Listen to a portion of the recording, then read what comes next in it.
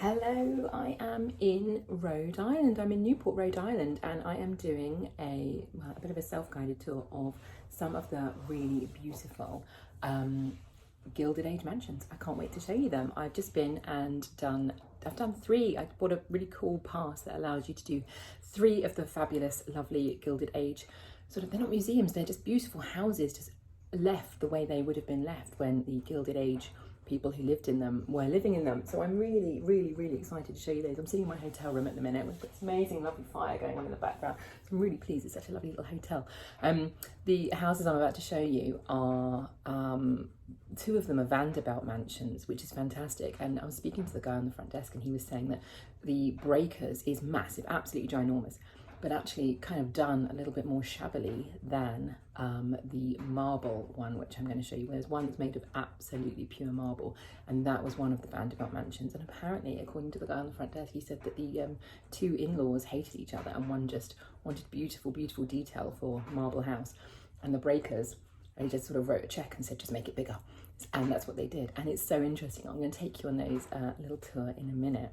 And then I'll show you all the lovely books I bought in the bookshop, because I bought absolutely loads. And some are quite salacious and some I can't get in England, even though I've looked. So I'll take you on a little tour of the houses now, and you can see what I'm using to research my next novel, which is all going to be about the Gilded Age socialites, which forms part of my series and links back to my lovely house in Cornwall that I'm writing about as well. So I'm really excited to get going. I've kind of done these tours and think, oh God, I really want to go home and just start writing the books now, but I can't, I've got a little while to go yet. But yeah, so I've done 3 houses, so come with me and I'll show you those, and then I'll show you some of the lovely books I bought in the bookshop.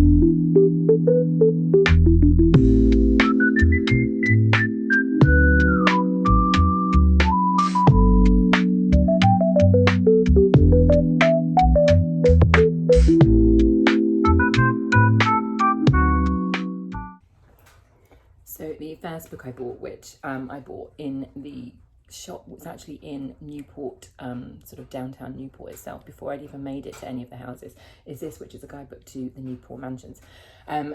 We bought a set of 3 tickets so we could go around and look at 3 that we chose. Only a few are open at this time of year, so that's weird in between Christmas and New Year's stage.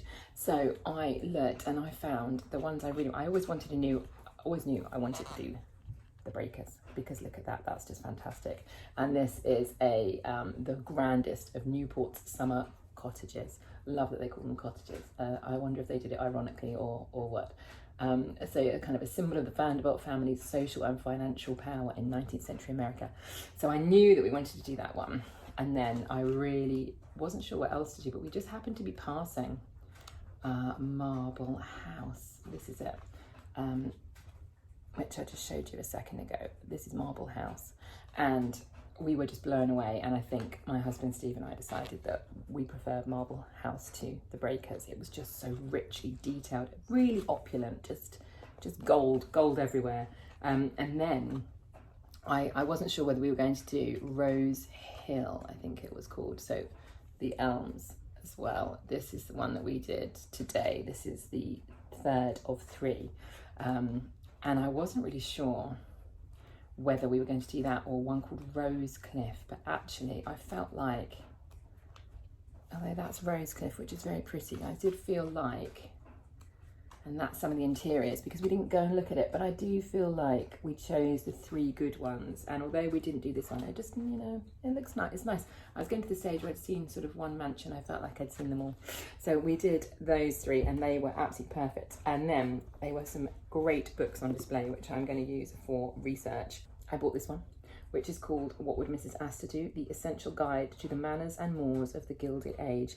And I was expecting a sort of tongue-in-cheek situation with this book, but actually it's just really, really detailed about the places they went and what they wore, and just all the places in New York's Gilded Age society, and how they wrote letters, and it's just great. It's just really, it's that sort of going to be how to be a Gilded Age woman. This is that sort of book.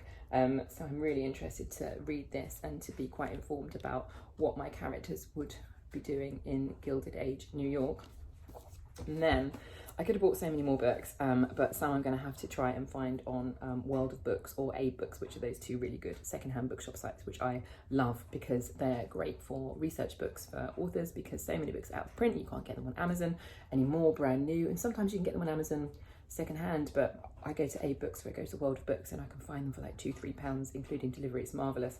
And I saw this in a gift shop yesterday and I didn't buy it, and then I saw it again today and I'm pleased I did, because I couldn't find this anywhere. This is King Lear and the Gilded Age by his wife. I'm not even going to try and pronounce her name. Lady Decies. Basically, they married. I'll read the back. Harry Symes Lear was born in 1869 into a family that was neither wealthy nor socially prominent. His natural gift for entertaining and his penchant for hobnobbing with the very rich earned him entry to the powerful circle of the New York and Newport social elite, where Harry clowned his way to a position of prominence. One of his admirers and patrons, Mrs. Fish, introduced him to a young widow, Elizabeth Wharton Drexel. Elizabeth was smitten with young Harry, his elegant dress and outrageous behaviour, and they were soon married. But King Lear had a secret. He was not what he seemed. On their wedding night, he cruelly dictated the rules of their strange relationship to his new bride. For 23 years, Mrs. Lear protected his secret and remained in a loveless and abusive marriage. After Harry's death, Elizabeth remarried to the Baron Decies. Lady Decies wrote down her secret story in 1939, incorporating Harry's most intimate diaries, and told all in this scandalous tale of power, desire and deception. How was I not going to buy this? This is great. Although I didn't buy it yesterday, I left it. I thought I'll just find it, because if I can get it secondhand at home, I haven't got to cart this home. But I couldn't find it secondhand anyway, so I have bought this, and I'm really excited to sort of hear about an abusive, loveless marriage, but in a weird sort of Gilded Age way, because she talks about all the things she did and who she met and who she saw. And then this book apparently scandalized society, but she still managed to retain her position, which is something that never happens. And then this one is the follow-up, also written by her, called Turn of the World. And this was originally published in the 30s. And as with her prior book, The Turn of the World is a fascinating semi-autobiographical history of American high society during the gay 90s through the First World War. So I'm really excited to sort of see how people who lived in Gilded Age society carried on living afterwards, and what they did, and who they saw and who they met, and just the kind of the usual day in, day out life. So that is a few of my purchases. The week is still young. I've still got a few more days here, so I'm sure I'll be doing some more buying and bits and bobs around Newport. But I've really loved being in Newport. I've really loved seeing all those Gilded Age mansions. I really can't wait to get back, get writing, plan out what I'm going to do. I feel like I'm going to have a word count situation, because I feel like there's just so much I could put in, but I need to keep it sort of plotty and pacey and moving.